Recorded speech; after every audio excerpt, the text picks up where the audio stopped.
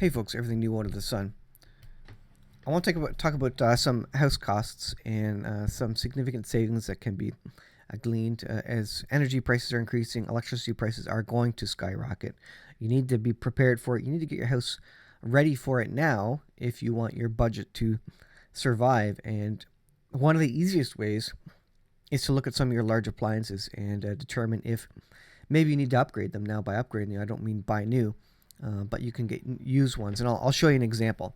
Let's quickly go through some headlines here and see the state of the world. National Science Teachers Association just banned the use of words including mother, father, man, and woman because they are oppressive.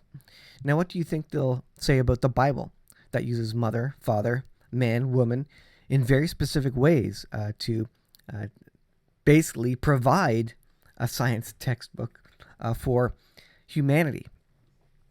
They're going to call it oppressive and discriminatory. So they're going to come against the Bible, and this is the National Science Teachers Association apparently banning this. So there you go. It's oppressive. This is the world we're in. We're in a world of Sodom and Gomorrah. Go read the story about Lot and his family and the evil that was ever present and just everywhere in Sodom and Gomorrah. We are on our way there.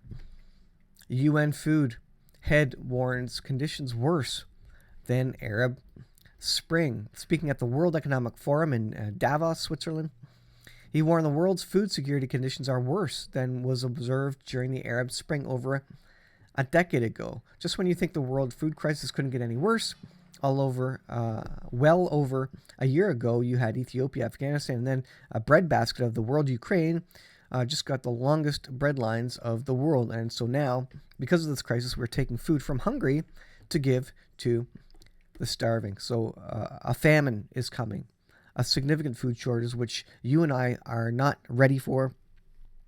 We in North America, us Western folks, and even in Western Europe, UK, France, we don't know what it means to live a hard life.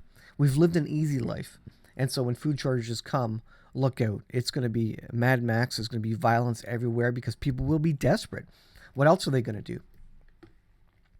Global debt about to explode. The world's two largest economies were the heaviest borrowers in the first 3 months of the year as global debt climbed to above $305 trillion.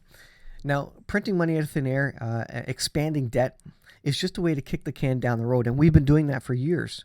So the economy has to collapse and reset. And that's kind of what some organizations are looking for. They're looking for a great reset, a new monetary system, and they're already talking about Bretton Woods. Was it Bretton Woods 3, and a reset of the world financial system, and so this is the inevitable end goal of increasing debt. Data showed that China's debt increased 2.5 trillion over the first quarter, and the United States added 1.5 trillion. The total debt in the eurozone declined for a third consecutive quarter. According to the analysis, many countries, both emerging and developed, are entering a monetary tightening cycle with high levels of dollar-denominated debt. So, yeah, they're going to tighten, but probably not very much. They're going to have to print more money to keep the economy from collapsing. They don't specifically want the economy to collapse. That's why they're printing more money.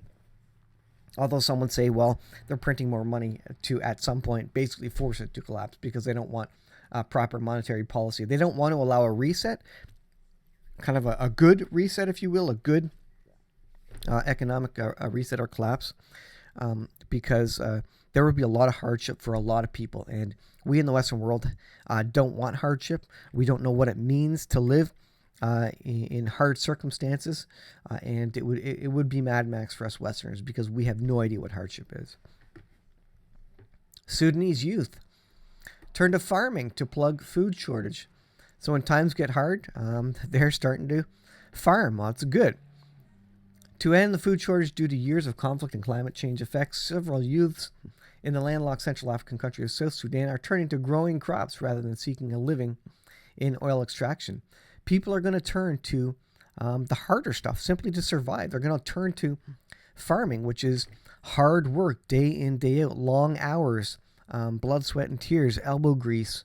But again, we Westerners, we have no idea what it means to put elbow grease in, to put blood, sweat, and tears in, to work 8-hour, 9-hour, 10-hour days working the land versus sitting typing on a computer, right? So most of us have no idea what hardship means, and that's coming soon.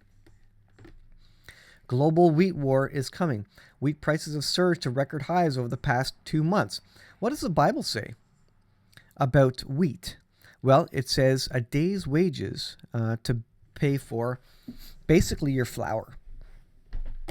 That's what one of the four horsemen of the apocalypse says about famine in the seals. A day's wages. Let me just see if I can find it here. Revelation 6. What do I want to see? I want to show keynote here. Let's hide that. Let's go to this. Revelation 6. Third seal. And when he had opened the third seal, I heard the third beast say, "Come and see." And I beheld, and lo, a black horse. And he that sat on him had a pair of balances. And I heard a voice in the midst of the four beasts say, "A measure of wheat for a penny, and 3 measures of barley for a penny. See that thou hurt not the oil and the wine." What was a penny? A penny was a day's wages. A measure of wheat is basically a loaf of bread, a day's amount of wheat. It will cost a day's wages, a day's labor, to buy your loaf of bread for the day. A measure of wheat for a penny. That's what that means. It's going to take a whole day's wages to buy a loaf of bread for yourself, for your family, for that day. And so what do we see here? Well, wheat prices surging past 2 months as major producers like Russia, Kazakhstan, India scrapped exports to protect their domestic markets. This has sparked a food insecurity and hunger around the world. Wheat, your bread, is going to get very, very expensive very, very soon. Are you prepared for it? Go buy a 20-kilogram bag of flour right now. I go to a local restaurant supply, and I get 20-kilogram bags, and that amount of flour, that'll last a couple of months, 6 months. I don't know if it would last a year, but that will last a long time. You get a couple of bags of that. It's cheap right now, considering about $20, $30 a bag right now, Canadian dollars.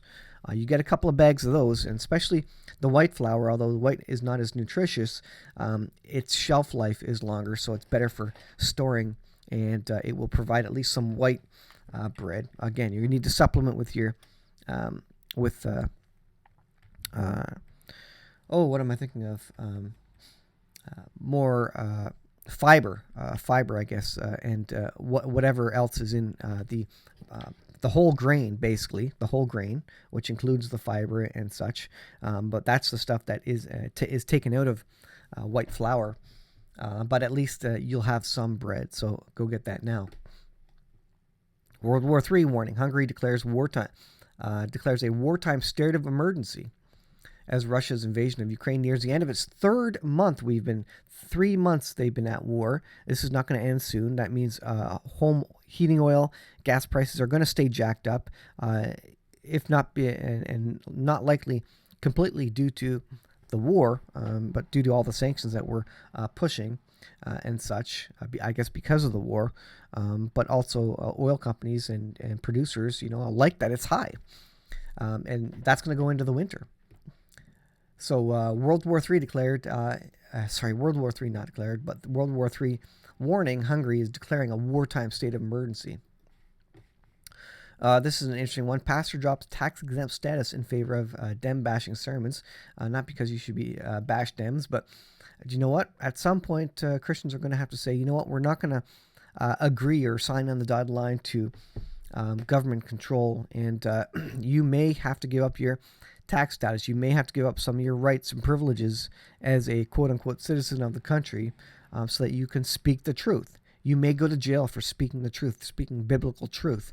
There's going to come a time when they're going to say, you know what, if you want a tax-exempt status, you can't preach that homosexuality is a sin.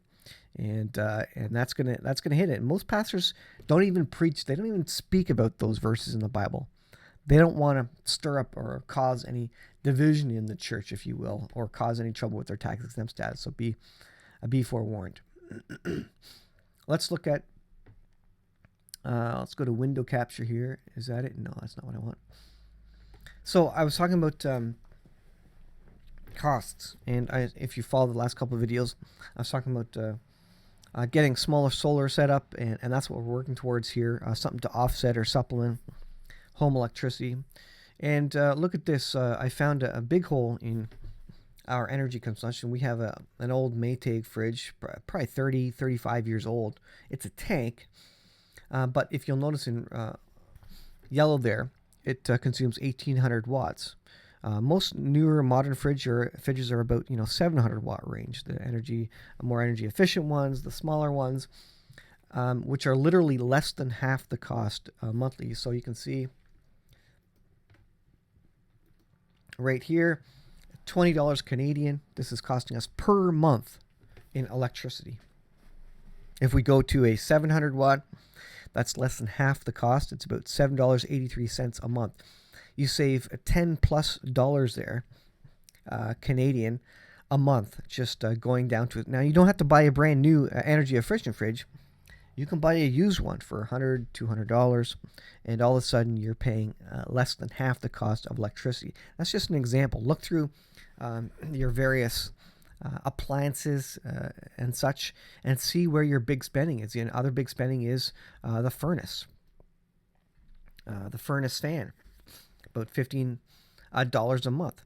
If you can cut that down, I don't know if you can cut it down by half, but that's a big expenditure per month. So look at your big expenditures. The next one is the computer room.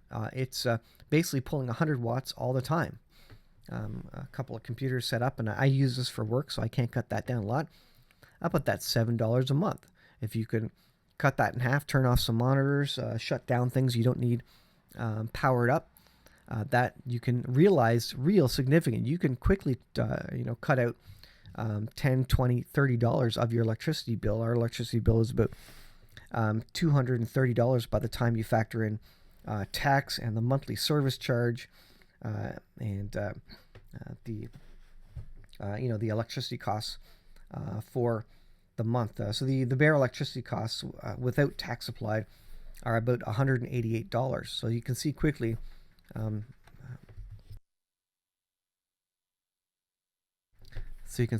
how those prices add up, and you can make some significant savings. So look at that. Look at your energy costs. Do some quick calculations in an Excel spreadsheet or something like that. Determine what your highest costs are, and maybe it's time to swap out that old fridge and get a new quote unquote new but used, more energy efficient or smaller fridge.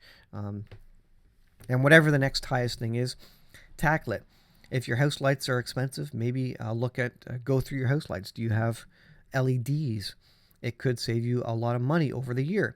You're not going to realize savings immediately, because if you're buying light bulbs, you're going to spend some money to realize the savings. But you factor that over a year, that fridge, you could have an extra $120 at the end of the year in your budget, basically an extra $10 in your budget every single month.